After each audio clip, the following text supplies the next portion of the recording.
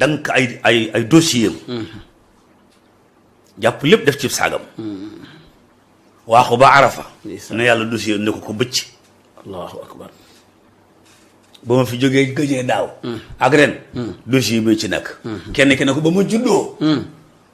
dossier bi yëpp ngi ne ma indil la dossier bi nag suñu borom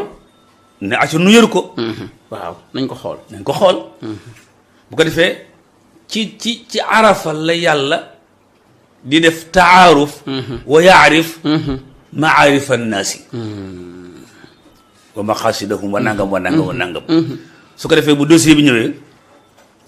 ñu bu ma doon misaal dama naan ñu jox ko commission bi. waaw commission d'étude bi. waaw ñu jël ko war koo étudier war ko étudier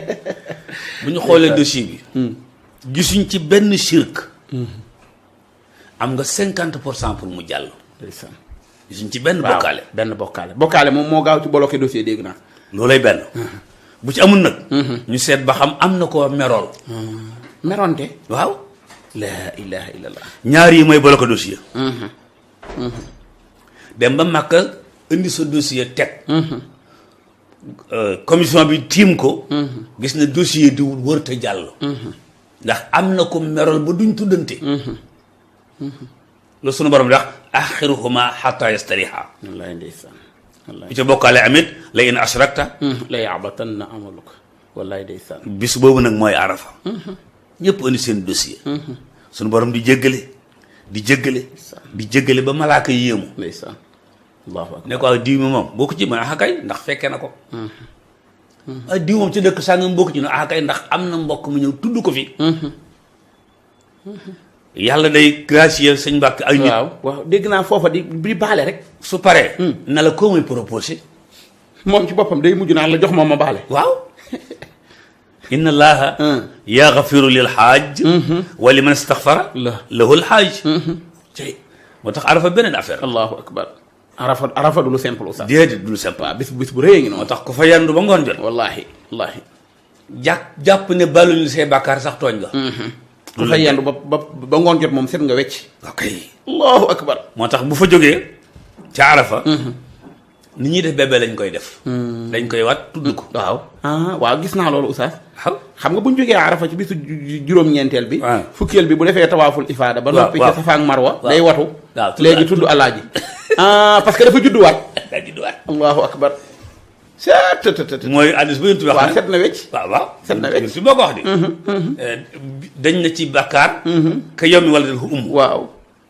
moo tax tey comme set na wecc waaw bébé la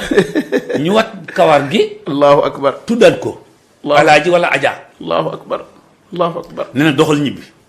boo ko xamee lim def wallaay yàlla ñu yàlla nangul mais oustaz affaire bi simple non xam nga yëg-yëg bi sax ba léegi des na waaw man su ma ko waxee rek xam naa ne am na parce que da nga gis ku fa yendu bay ñibbi Arafa boo ko xoolee doo yëg ni kii Arafa la jóge waaw loolu nag waaw ku sa yaram loolu loo ko dawal waaw gis gaa yi yendu fa bay ñibbi yaa ngay sinap waaw doon ñoon ba léegi rek waaw waaye ku fa yendu sëñ Mbàkke ba ngoon jot ngay ñibbi allahu akbar li nga war a doon mooy man kat ndeke bébé laa tey te bébé amul bàkkaar ñu wat la wutal law tur ne la demal ñibbi kooku bu ñëwee fii léeg-léeg am na ñoo xam ne li des ci seen dund waaw li weesoo ko ëpp dëgg la wala boog ñi ngi ci première mi-temps àgg nañ ci 45 ans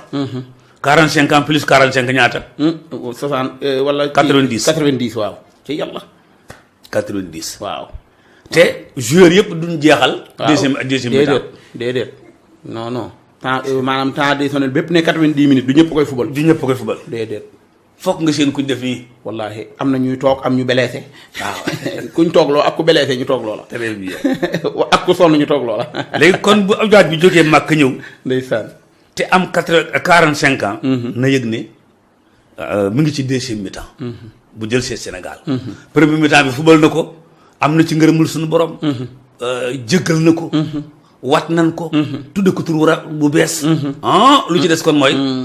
mu moytu alaaji yaa def lii waaw alaaji yaa def lii waaw est-ce que mu ajaa lii noo ko mëne waaw dëgg nag léegi war ngaa bàyyi loolu. ajaa diw mu dugg ca sabar ngay dakkase. waaw xamul li xew. waaw dem ba ñëw continuer di toj sabar yi.